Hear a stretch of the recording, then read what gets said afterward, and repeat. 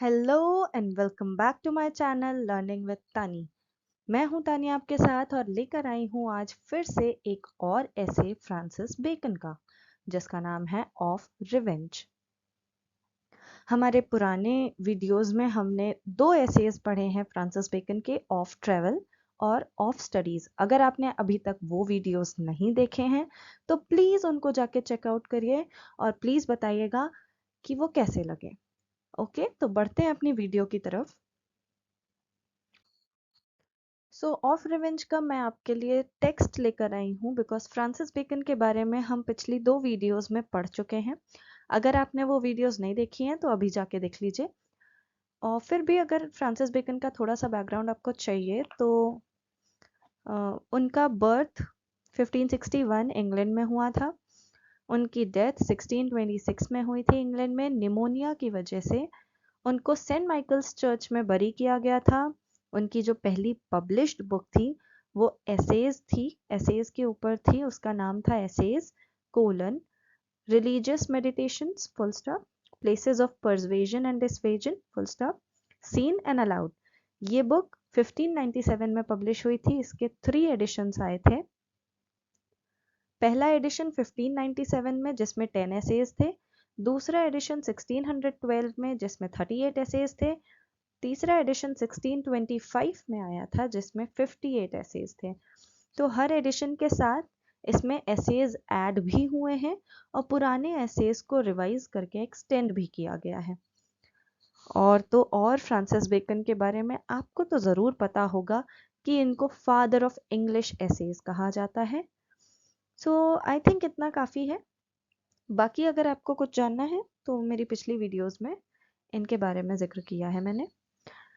तो of revenge जो ऐसे है ये 1625 में पब्लिश हुआ था इनकी बुक में, जो कि फाइनल एडिशन था उस बुक का। सो हम सीधा टेक्स्ट की ओर बढ़ते हैं। तो यहाँ पे वो कहते हैं, बेकन कहते हैं कि revenge is a kind of wild justice. वो this is a very bold statement. अब इस स्टेटमेंट में क्या है ये देखिए कि रिवेंज को वाइल्ड भी कहा है और जस्टिस भी कहा है। मतलब रिवेंज एक तरीके से वाइल्ड भी है और जस्टिस भी है। पॉजिटिव सेंस भी बताया है, नेगेटिव सेंस भी बताया है। तो बेकन ने यहाँ बहुत ही ब्यूटीफुली इसको कन्फाइन कर दिया एक स्टेटमेंट में। रिवेंज के दोनों एस्पेक्ट्स, पॉजिटिव भी और नेगेटिव भी। तो रिवेंज वाइल्ड भी है और जस्टिस भी है एक तरीके का।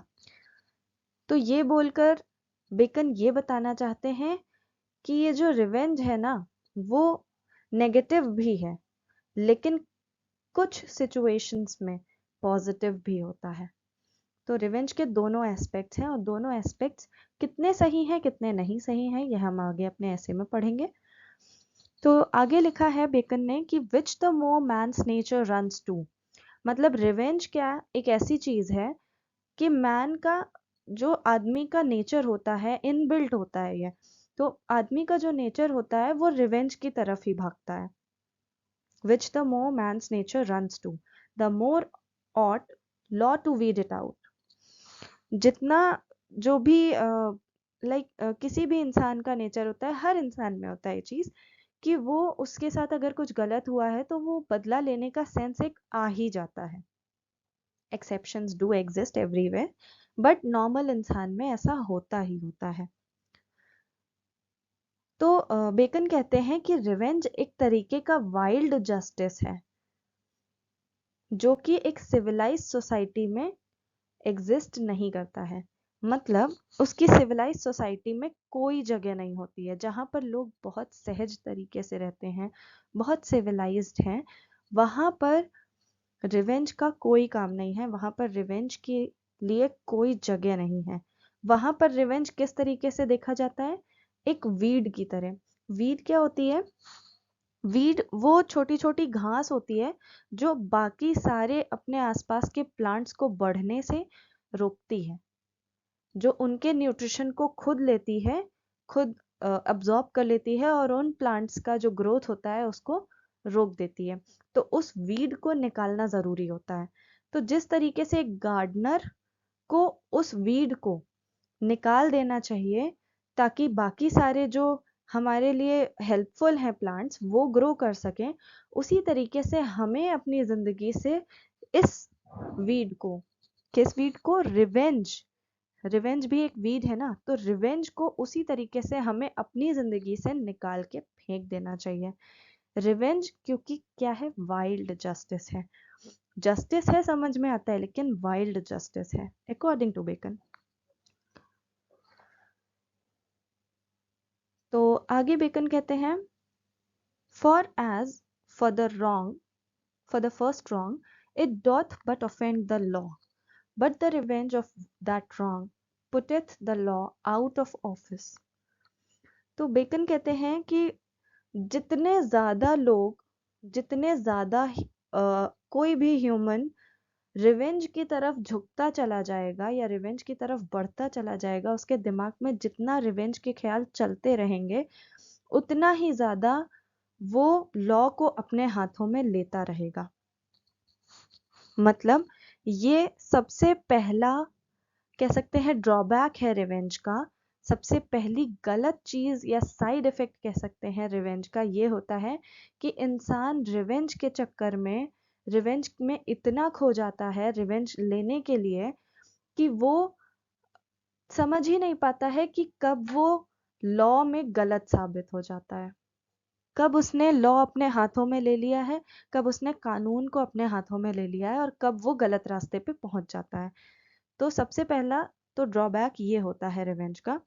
तो बेकन यही कहते हैं कि जितना ज्यादा लोग रिवेंज की तरफ बढ़ते जाएंगे, उतना ही ज्यादा वो अपने हाथों में कानून लेते चले जाएंगे। तो रिवेंज बेसिकली क्या है, ये अनसिविलाइज्ड होता है, ये अनसिविलाइज्ड लोगों के लिए होता है, ये वाइल्ड लोगों के लिए होता है, और सिविलाइज्ड लोगों के लिए ये नहीं होता है। क्योंकि सिविलाइज्ड लोग लॉ के अंदर रहना पसंद करते हैं, वो लॉ को अपने हाथों में लेना पसंद नहीं करते हैं, वो लॉ के अकॉर्डिंग ही चलना पसंद करते हैं।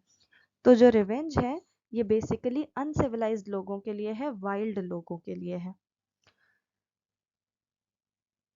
But the revenge of that wrong putteth the law out of office. Okay. Certainly in taking revenge a man is but even with his enemy, but in passing it over he is superior, for it is a prince's part to pardon. Okay. यहाँ एक line में bacon ने 3 बातें बोली हैं। क्या कि सबसे पहली बात तो ये कि जो भी लॉ को अपने हाथ में लेता है या लॉ ब्रेक करता है, कानून तोड़ता है, तो वो उस चीज के लिए पनिश किया जाता है। लेकिन जब कोई विक्टिम रिवेंज लेता है,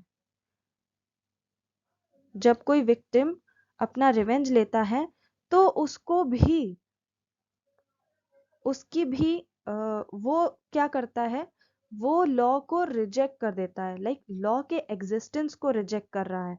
अगर कोई विक्टिम जस्टिस पाने के लिए रिवेंज का तरीका अपना रहा है, तो वो क्या कर रहा है, वो लॉ को ब्रेक कर रहा है, पहली बात तो ये। दूसरा, वो लॉ की एग्जिस्टेंस पे सवाल उठा रहा है या लॉ की एग्जिस्टेंस को निग्लेक्ट कर रहा है।